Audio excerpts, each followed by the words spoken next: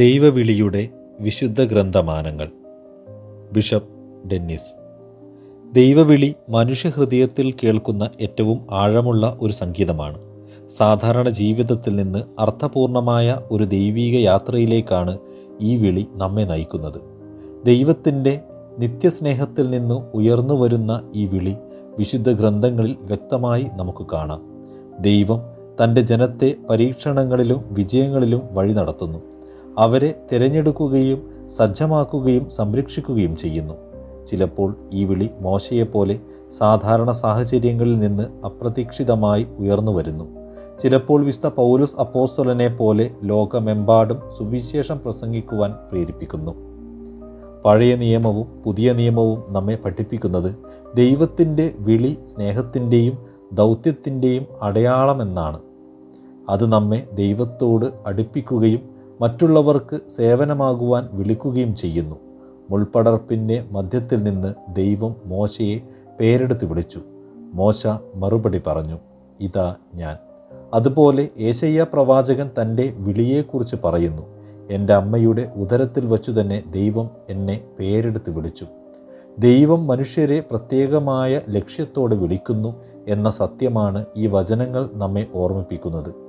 ഈ ലേഖനത്തിൽ പഴയ നിയമത്തിലും പുതിയ നിയമത്തിലും ദൈവവിളി ഏറ്റെടുത്ത ചിലരുടെ ജീവിതം നാം ലളിതമായി പരിചയപ്പെടും. കൂടാതെ സഭാപിതാക്കന്മാരുടെയും വിശുദ്ധ പിതാക്കന്മാരുടെയും ദൈവവിളിയെക്കുറിച്ചുള്ള ചിന്തകളും ഉൾപ്പെടുത്തുന്നു.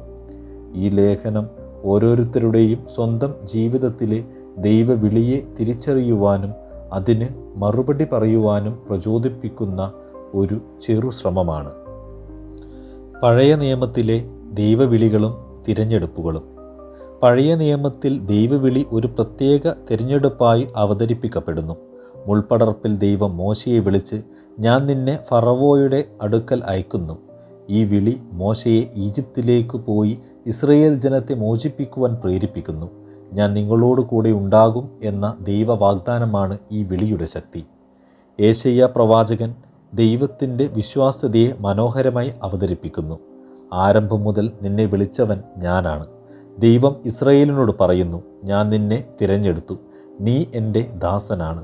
ജീവിതത്തിൻ്റെ അവസാനം വരെ ദൈവം ഉറപ്പു നൽകുന്നു, ഞാൻ നിന്നെ സൃഷ്ടിച്ചു, ഞാൻ തന്നെയാണ് നിന്നെ ചുമക്കുകയും രക്ഷിക്കുകയും ചെയ്യുന്നത്. ജെറമിയ പ്രവാചകൻ്റെ വിളി ദൈവവിളിയുടെ ആഴവും മഹത്വവും വ്യക്തമാക്കുന്നു. അവൻ ജനിക്കുന്നതിന് മുൻപേ തന്നെ ദൈവം അവനെ അറിയുകയും ഒരു ദൗത്യത്തിനായി തിരഞ്ഞെടുത്ത് നിയോഗിക്കുകയും ചെയ്യുന്നുവെന്നാണ് വ്യക്തമാക്കുന്നത്. ഞാൻ നിന്നെ ഗർഭത്തിൽ രൂപപ്പെടുത്തുന്നതിന് മുൻപേ നിന്നെ അറിഞ്ഞു, നീ ജനിക്കുന്നതിന് മുൻപേ നിന്നെ വിശുദ്ധീകരിച്ചു, ജനതകൾക്ക് പ്രവാചകനായി നിന്നെ നിയമിച്ചു. സാമുവേലിൻ്റെ വിളി വ്യക്തിപരമായ ഒരു നല്ല ഉദാഹരണമാണ്. ദൈവം സാമുവേലെ സാമുവേലെ എന്ന് വിളിക്കുമ്പോൾ ആദ്യം അവനത് ഏലിയുടെ ശബ്ദമെന്ന് തെറ്റിദ്ധരിക്കുന്നു. പക്ഷേ പിന്നീട് അവൻ മനസ്സിലാക്കി പറയുന്നു, അരുൾ ചെയ്യണമേ, നിന്റെ ദാസൻ കേൾക്കുന്നു. ഇതിലൂടെ ദൈവവിളി ആശയക്കുഴപ്പത്തിൽ നിന്ന് വ്യക്തതയിലേക്കും പിന്നീട് സേവനത്തിലേക്ക് നയിക്കുന്നതായി കാണാം. ഇങ്ങനെ ഈ എല്ലാ വിളികളും ദൈവത്തിൻ്റെ സ്നേഹം ഒരു നദി പോലെ ഒഴുകുന്നതായി നമുക്ക് കാണാം. പഴയ നിയമത്തിൽ ദൈവം മനുഷ്യരെ തിരഞ്ഞെടുക്കുന്നത് അവരുടെ കഴിവുകളെ ആശ്രയിച്ചല്ല. ദൈവത്തിൻ്റെ സ്നേഹവും വിശ്വാസ്യതയുമാണ് അതിൻ്റെ അടിസ്ഥാനം. അതുകൊണ്ടാണ് ഇസ്രയേൽ വിശുദ്ധ ജനതയായി തിരഞ്ഞെടുക്കപ്പെട്ടത്. പുതിയ നിയമത്തിലെ ദൈവവിളി, കൃപ, ഐക്യം, ദൗത്യം. സുവിശേഷങ്ങളിൽ ദൈവവിളിയുടെ മനോഹരമായ നിരവധി ഉദാഹരണങ്ങൾ നമുക്ക് കാണുവാൻ സാധിക്കും. ഓരോരുത്തരുടെയും ജീവിതത്തിൽ ദൈവവിളി വ്യത്യസ്തമായി വന്നാലും അതിന് അവർ നൽകിയ മറുപടി അവരുടെ ജീവിതം മാറ്റിമറിക്കുകയാണ്. പത്രോസ് യേശുവിൻ്റെ വിളി കേട്ടപ്പോൾ എല്ലാം വിട്ട് യേശുവിനെ പിന്തുടർന്നു. അവൻ ഉടനെ വലകൾ വിട്ട് അവനെ പിന്തുടർന്നു. ദൈവവിളിക്ക് ധൈര്യത്തോടെ അതെ എന്ന് പറഞ്ഞ ഒരു ജീവിതം.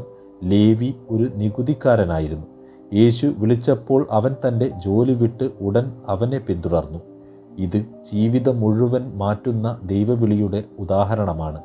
സമരിയാക്കാരി സ്ത്രീ യേശുവിനെ കണ്ടുമുട്ടിയപ്പോൾ അവളുടെ ഹൃദയം മാറി. അവൾ ഗ്രാമത്തിലേക്ക് പോയി മറ്റുള്ളവരോട് യേശുവിന് സാക്ഷ്യം വഹിച്ചു. ദൈവാനുഭവം മറ്റുള്ളവരിലേക്ക് പങ്കിടുവാനുള്ള വിളിയാണ്. സക്കേവൂസ് യേശുവിനെ കണ്ടപ്പോൾ തൻ്റെ തെറ്റുകൾ മനസ്സിലാക്കി അനീതിയായി എടുത്തതെല്ലാം തിരികെ നൽകാമെന്ന് അവൻ തീരുമാനിച്ചു. ദൈവവിളി മനുഷ്യനെ നീതിയുള്ള ജീവിതത്തിലേക്ക് നയിക്കുന്നു. ഇങ്ങനെ ദൈവവിളി ഓരോരുത്തരുടെയും ജീവിതത്തിൽ വ്യത്യസ്തമായി വരുന്നു. പക്ഷേ അതിന് നാം നൽകുന്ന മറുപടിയാണ് നമ്മുടെ ജീവിതത്തെ മാറ്റുന്നത്. പുതിയ നിയമത്തിൽ ക്രിസ്തുവിലൂടെ ഈ വിളി പൂർണ്ണത പ്രാപിക്കുകയും സർവ്വസാധാരണമാവുകയും ചെയ്യുന്നു. ക്രിസ്തുവിൻ്റെ ദാനത്തിൻ്റെ അളവനുസരിച്ച് കൃപ ലഭിക്കുന്നു. സഭാപിതാക്കന്മാരുടെ ദർശനം. ദൈവവിളി നിലനിൽക്കുന്ന കൃപ.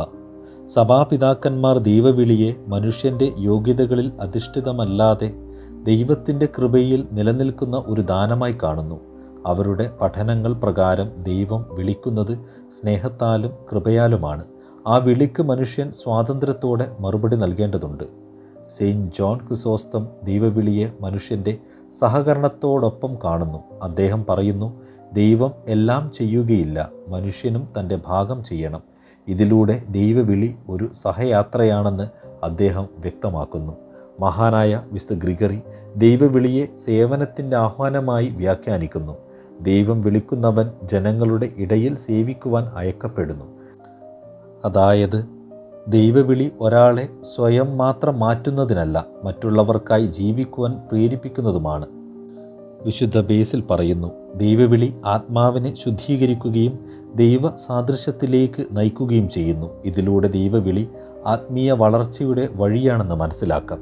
അങ്ങനെ സഭാപിതാക്കന്മാരുടെ ദർശനത്തിൽ ദൈവവിളി ദൈവത്തിൻ്റെ നിത്യകൃപയാണ്. അത് മനുഷ്യനെ ദൈവസന്നിധിയിലേക്കും സേവനത്തിലേക്കും നയിക്കുന്നു.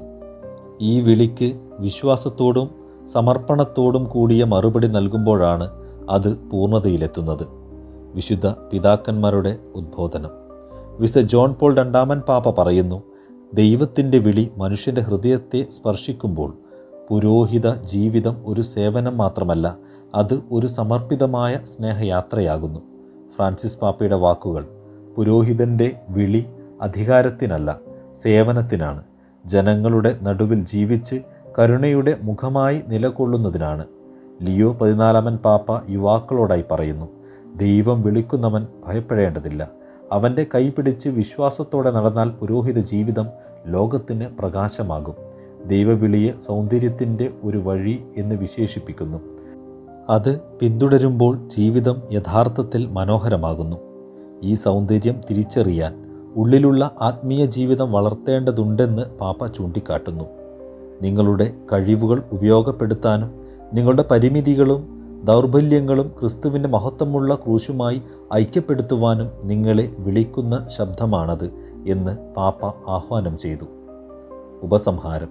സാമുവലിനെ പോലെ ദൈവത്തിൻ്റെ സ്വരം കേൾക്കുവാനും പൗലോസിനെ പോലെ സ്ഥിരതയോടെ അതിൽ നിലനിൽക്കുവാനും ബർത്തിമിയോസിനെ പോലെ സാക്ഷ്യം വഹിക്കുവാനുമാണ് ദൈവവിളി നമ്മോട് ആഹ്വാനം ചെയ്യുന്നത്. ഇത് മാറ്റമില്ലാത്തതും അതേസമയം ഉത്തരവാദിത്തം ആവശ്യപ്പെടുന്നതുമായ ഒരു വിളിയാണ്. ഇന്നും ദൈവം തൻ്റെ ജനത്തിൽ നിന്ന് ശുശ്രൂഷയ്ക്കായി ആളുകളെ തിരഞ്ഞെടുക്കുന്നു. കണ്ണൂർ രൂപതയിൽ നിന്ന് നവവൈദികനായി അഭിഷിക്തനായ father Shebin, father Sijomon, father Manoj എന്നിവരുടെ പൗരോഹിത്യ ശുശ്രൂഷയ്ക്ക് എല്ലാ പ്രാർത്ഥനാശംസകളും അഭിനന്ദനങ്ങളും നേർന്നുകൊള്ളുന്നു. അതോടൊപ്പം കേരളത്തിലെ മറ്റു രൂപതകളിൽ നിന്നും പൗരോഹിത്യത്തിലേക്ക് കടന്നു വന്ന എല്ലാവരെയും ഓർക്കുകയും അവർക്കു വേണ്ടി പ്രാർത്ഥിക്കുകയും ചെയ്യുന്നു.